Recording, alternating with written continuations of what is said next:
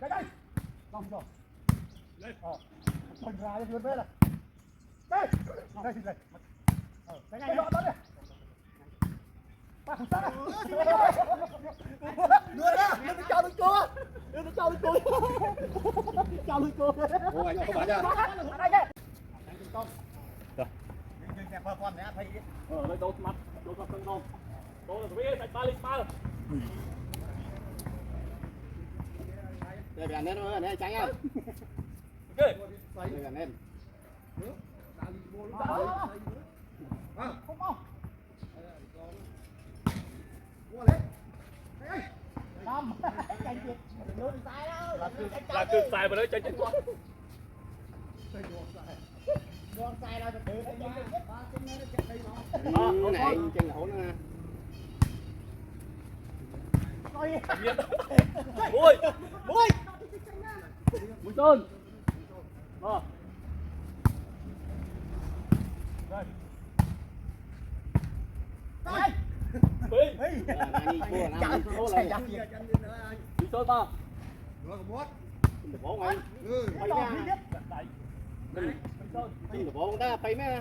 Đó sẽ đẩy.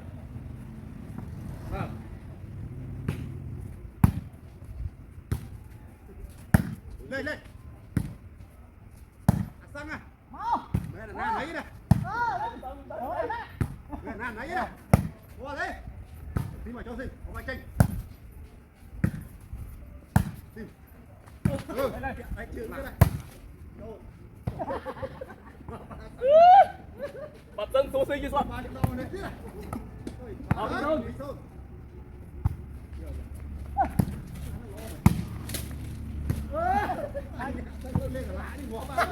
Cái mẹ thì nhá món đừng cho mà thằng họ thứ nó chả nhá. Rồi Sơn.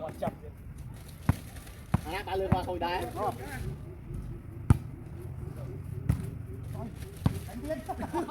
Đây à bay này. À bay này nó có mà được. Thế đâu. Đây đây.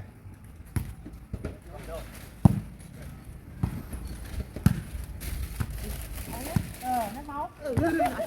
Em. Người Nam nhập phong hả đây. Bây giờ bán nó bên rồi. Bà ra mẹ nó ngay lỗi đi. Rồi vô ba rồi tránh này. Mẹ nó ngay lỗi đi. À nó suy đáy rồi. Bao giờ đâu mà. Đừng đi đường khô. Nó đồng khôn.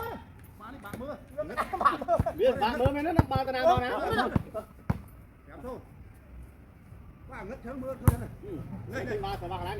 Nè. Anh ăn đấy ba lần ngất rồi mấy.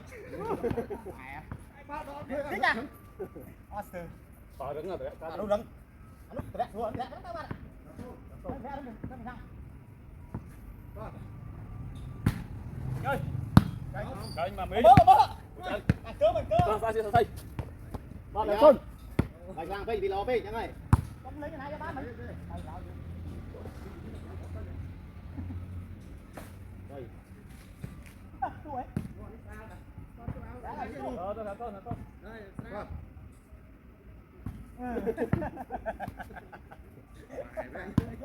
Gặp mày mới đi.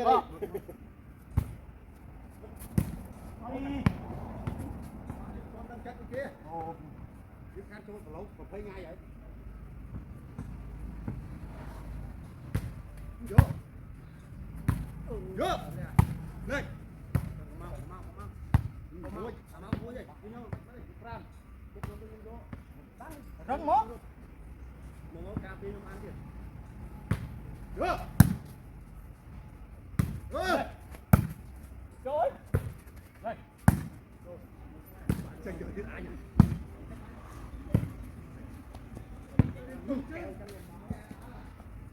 Được rồi. Luôn trăng luôn rồi.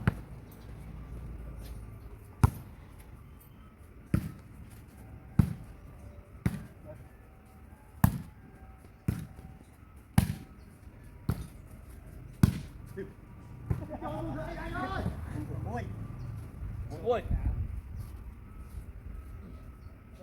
Lần hơi dùng. Đây nó muối. Vâng. Thầy ơi. Ba nó dạ ba nó xong ạ. Ba nó lốt lại luôn rồi. Ba này đào cho họ đây. Ba lên xuống. Vâng, có muối. Rồi vô có bay tạm đi không? Anh tư. lo con cháu thằng bà nó ơi không không chọn lại anh ôi mua à nè đặt mua đôi á trên mặt đặt đấy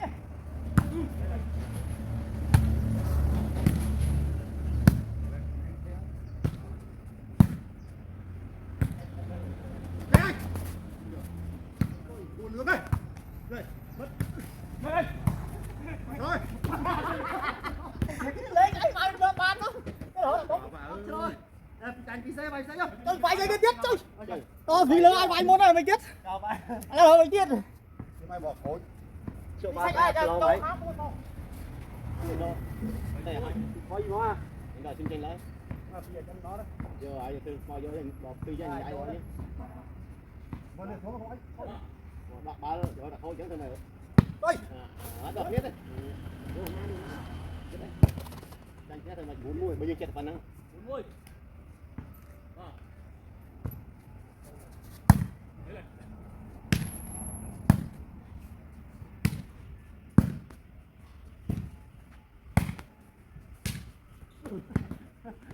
đó nè nhánh là bố mày húa lo giờ nhánh đánh chứ mà nó tay với cái màu đấy đi đi ai anh chưa ô nào đấy hả ta đừng húa thế do đó ta nhánh tay đừng đánh cái này cho tới đây ba đó nó ta khối khối cái nâng ba tục luôn không được ruộng ai trong ly chứ nó đây coi trong ly đi đấy đi để cho anh nói bác được răng tới tập phẳng lý á bác đi mấy thì á nhảy bật khối mấy khối à mà này đang điên nó có tối vậy một anh à thôi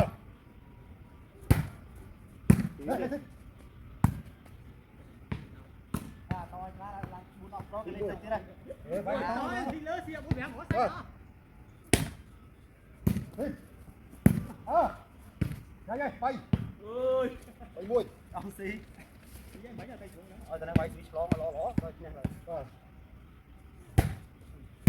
đi cho rồi nhanh ăn cho hết mà cầm hứng ấy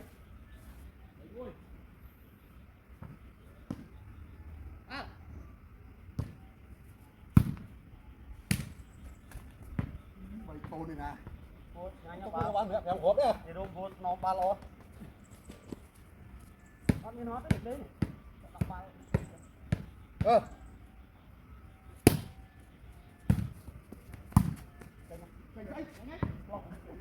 thằng không sao giờ đang trên đốt ba ba mới đã trôn một thằng tôi mấy chứ canh những tôi mấy chứ chưa say mày ôi tôi miếng đánh bắn thì đâu bị còn là muốn vào cái lưới thì bây giờ anh đã thử thước anh thì thôi thì đó nha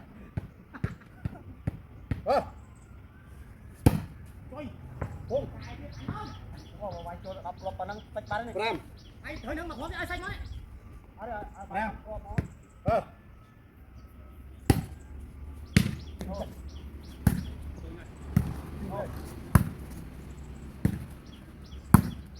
đây lòng rồi lên rồi ra cho vươn về là đây đây thì đây cái này nó đi ba hụt ra đưa ra đưa cho đôi cua đưa cho đôi cua cho đôi cua ô anh không phải nha đây đây chọc như là quay làm lưới đó đây chọc chọc đó bây giờ anh cho toàn còn này đi đấy đâu rồi chứ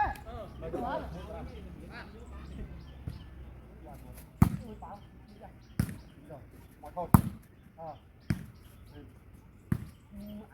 này đâu đâu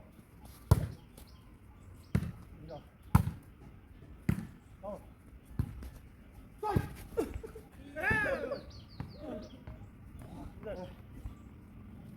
ba đừng cho bán thế anh trồng linh rồi đi cái này có bán ra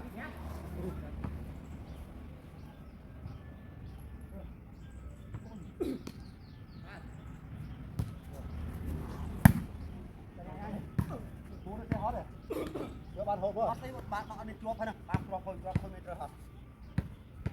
Prem. Vô. Đánh bạn. Ai rồi? Nhớ này.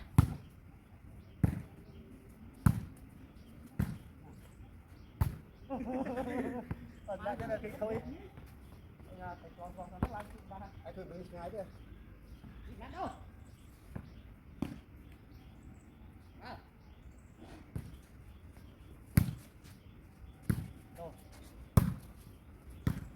Đâu đây? Bạn đi đâu chứ? Sơ gì cà phê nữa.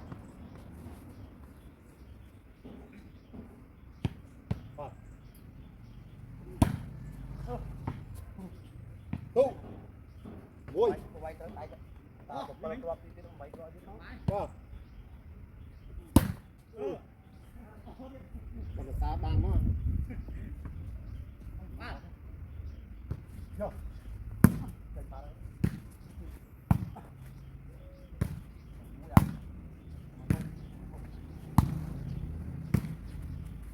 Đây là rồi mày. Thôi mày cái bà lên. Tao mặt lẹ chỗ là. Ôi.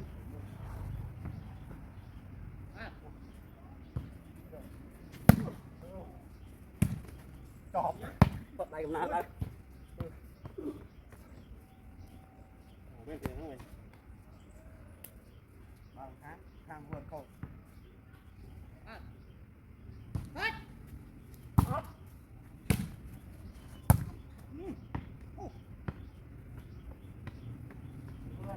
Bọc bỏ mấy cái các bạn lên chứ nào.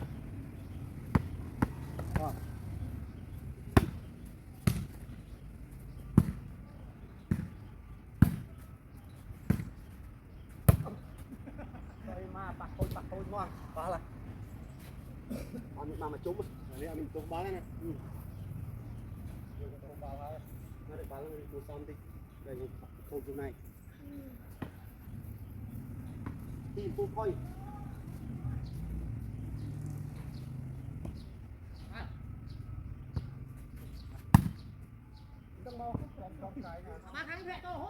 Ba nó tranh tê. Chọc luôn. Tranh mặt rùa. Rất đi chăng thôi.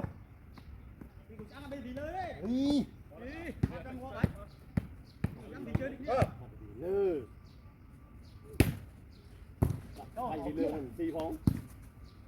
Như thế. Ai kia mấy con Si đa mới chỉ vì vay nữa. Rồi vì chơi nữa phong ngọc biết không? Vì nào vay mà mới ngon thì rõ.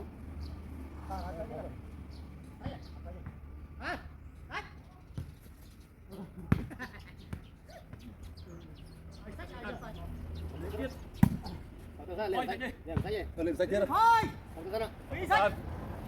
Mỗi tuần sách là 5 xịt phơi. Bài kẻ với hả lý nhá, được luôn không? Mình cô đây, tộp. Chiến thắng xin đi bác.